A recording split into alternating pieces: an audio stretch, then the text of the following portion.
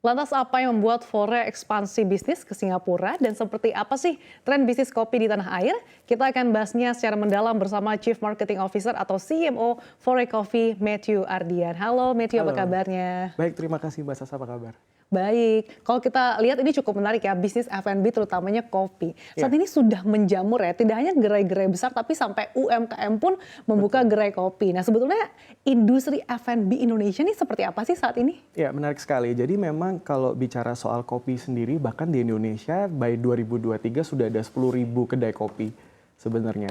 Namun memang masih didominasi dengan pemain besar atau mungkin kita bilangnya coffee chain, salah satunya mungkin Fore Coffee itu sendiri. Dan untuk bisnis di Indonesia memang banyak sekali ya, selain ada merek mungkin asing, cuman saya sangat confident untuk merek lokal sekarang mungkin kita mendominasi untuk market Indonesia, terutama di minuman kekinian dan sektor kopi. Apa Ya. sebetulnya yang membuat tren ini semakin meningkat? Apakah memang behavior ataupun lifestyle masyarakat yang udah berubah atau gimana nih? Bisa dibilang itu tadi betul ya, untuk behavior atau lifestyle masyarakat berubah dan kalau menurut saya pribadi dan research kita adalah peminum baru yang kekinian ya, banyaknya generasi Z ya dan mungkin late millennials yang mungkin dulunya stigma kopi terutama tuh terlalu pahit ya. Mungkin sekarang juga banyak banget entry level drinker yang bisa minum kopi yang sudah di custom dengan kemajuan teknologi dan inovasi yang bagus ya. Dan bukan cuma kopi sih, tepatnya di Indonesia ini teh juga sebenarnya sangat menjamur di mana-mana. Lalu juga ada coklat gitu. Jadi memang luar biasa sekali ya untuk industri F&B dan terutama minuman kekinian di Indonesia. Dengan bertumbuhnya atau semakin menjamurnya pertumbuhan industri makanan minuman di tanah air, seberapa besar sih bisnis ini cukup potensial di masa depan? Apakah dari segi kompetisi ini juga akan semakin ketat? Pastinya. Karena sekarang pilihan sangat menjamur sekali ya. Tentunya setiap brand berlomba-lomba bagaimana untuk menawarkan unique selling propositions yang bagus. Dan mungkin kalau sedikit sharing di Indonesia yang terjadi sekarang ini banyak sekali perang harga ya. Banyak sekali. Jadi memang kopi terdiri dari banyak kan memang kopi high quality. Kalau kita lihat ada pemain asing ya untuk coffee chain di Indonesia, Fore Coffee salah satu yang termasuk yang menawarkan high quality. Kami tidak termasuk brand yang fokus di harga ya, perang harga seperti itu karena dari segi sustainable itu akan tidak bagus itu sendiri. Dan untuk kedepannya saya rasa kuncinya adalah innovation ya, karena masyarakat Indonesia meskipun mereka bisa memiliki keterkaitan bersama kita ya atau engagement, namun kualitas harus dijaga serta diimbangi dengan inovasi yang baik. Oke, Ya. menarik nih. Kalau tidak ikutan perang harga, bagaimana caranya Fore Coffee ini bisa sustain sampai sekarang dan juga bisa menggrab dan juga mempertahankan loyalitas konsumen? Betul, jadi memang pemasaran yang sesuai tidak bisa dipisahkan ya dari strategi. Tidak dipungkiri beberapa kali kita melakukan strategi promosi ya, atau mungkin sedikit diskon seperti itu. Cuman itu bukan fondasi yang utama untuk Fore Coffee. Peminum di Indonesia saya bilang untuk by tahun 2023 itu sudah lumayan mature gitu. Bukan mature secara usia tapi mereka tahu produk yang baik untuk dikonsumsi sesuai dengan preference mereka. Mereka benar-benar lihat untuk ingredients-nya, kualitasnya dan memang kita percaya memang ada segmen ya. Apalagi kalau kita bicara Indonesia kan bukan soal Jakarta ya. Ada tier 2, tier 3 di mana di kota-kota tersebut Fore Coffee juga hadir. Jadi kompetisinya adalah kita harus bisa memenangkan skala nasional, bukan hanya untuk kota besar sentrik aja seperti itu. Bagaimana Fore Coffee bisa menarik minat masyarakat ataupun mengambil dari segi segmen-segmen yang tadi masih ada cukup besar potensinya dan juga bisa mempertahankan tadi dari segi repurchasing dari konsumen sendiri? Iya, yang pertama mungkin tadi saya sudah jelaskan tentang inovasi ya. Inovasi kami mengambil langkah yang sangat serius terkait inovasi. Tahun 2022 kita, mungkin kalau kopi kekinian orang mungkin banyak yang tahu tentang aren latte atau mungkin pandan latte ya. Terus terang kami juga memiliki produk tersebut. Contohnya di waktu di 2022 kami meluncing ada produk namanya butterscotch sisat latte. Itu mungkin kalau di search di social media ya atau mungkin di Google dan lain-lain itu search-nya tinggi sekali karena memang produk itu sudah kita lahirkan. Kami ingin secara organik melahirkan kopi kultur yang baru di Indonesia. So mungkin itu adalah alasan ketika kita ke Singapura kita melabelkan diri sebagai Indonesian Coffee Culture.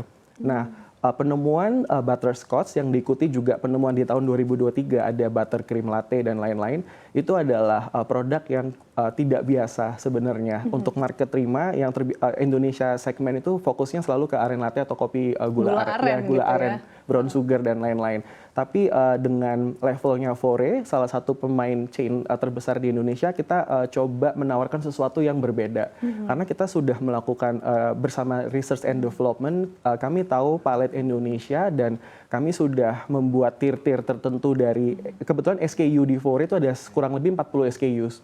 Beberapa itu kita ada membuat kira-kira akuisisinya melalui minuman apa. Untuk yang retention, mereka akan landed di minuman SKU seperti apa. Untuk bisa menemukan inovasi baru, rasa baru, termasuk butterscotch tadi, itu artinya tim R&D benar-benar menggodok dan juga melakukan riset ke pasar gitu. Apa sebetulnya tren dari masyarakat sehingga kemudian akhirnya diputuskan butterscotch ini dipilih menjadi salah satu varian yang termasuk dari pilihan menu baru dari Fore? Pertanyaannya bagus. Jadi untuk di Fore Coffee agak sedikit unik ya. Mungkin kalau pemain F&B lain mereka akan fokus di inovasi R&D. Tapi untuk di Fore Coffee memang bergabung dengan marketing research. Jadi untuk R&D mereka hampir setiap hari, termasuk saya harus mencoba minuman baru. Ya, terus mencoba untuk minuman baru dan mereka melakukan survei bukan untuk di Indonesia aja tapi sampai global. Jadi memang bisnis trip ke luar negeri karena kita pengen banget untuk point of view kompetisi itu bukan hanya di nasional tapi juga untuk global. Dan untuk marketing sendiri kami melakukan kuartal research ya, di mana kita tahu preference orang customer dari segi harga, rasa dan juga kualitas seperti itu. Jadi menarik kita gabung. Tapi dari segi preferensi rasa gitu, ada hal yang cukup berbeda nggak sih antara mungkin Indonesia ataupun bahkan daerah-daerah di Indonesia gitu dengan dibandingkan dengan luar negeri? Ya. Sangat berbeda sekali ya, mungkin nggak usah jauh-jauh di Singapura ya. Indonesia ini terkenal sekali sedikit cenderung suka yang manis ya. Tapi gula ketika aren gitu ya menjadi top 10. Betul. Mungkin yang di Singapura itu mereka tidak terlalu suka manis. Jadi memang karena di negara Singapura mereka ada aturan yang mungkin namanya Nutri-Grade ya. Mungkin ada A, B, C sama D-nya. A itu yang mungkin less sweet, D itu yang paling manis juga gitu. Kita harus jujur mungkin ada adjustment produk ya. Contohnya produk kita yang non-sweet, tapi di Singapura itu menjadi sangat manis banget.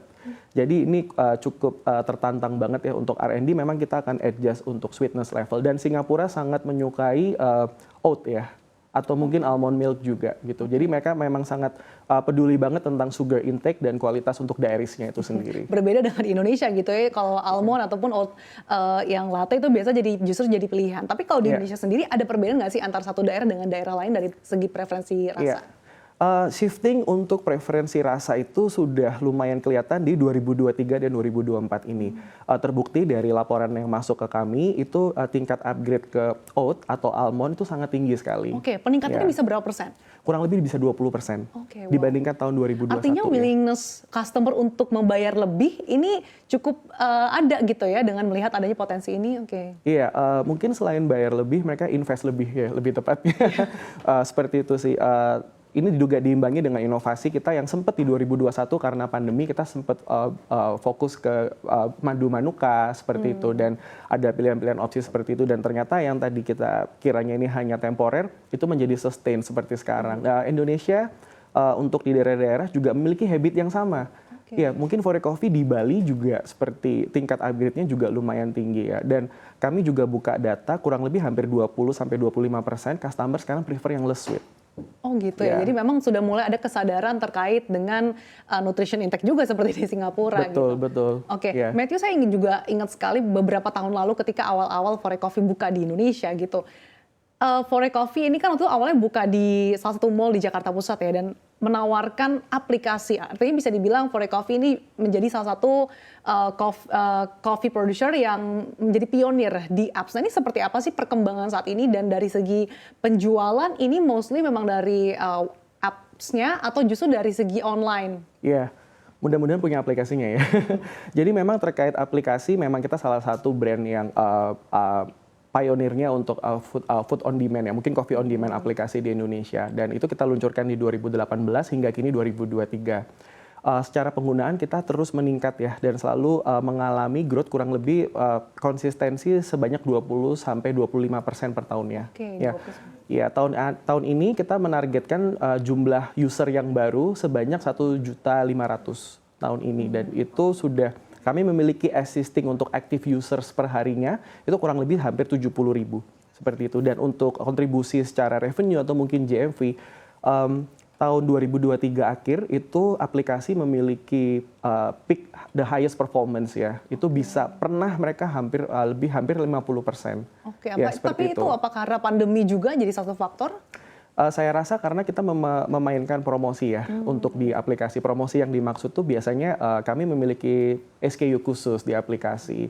Lalu untuk penawaran harga khusus seperti itu sih. Dan yang paling penting adalah aplikasi mungkin agak sedikit berbeda. Di 2018 kami fokus di akuisisi, untuk sekarang kami fokusnya di retention.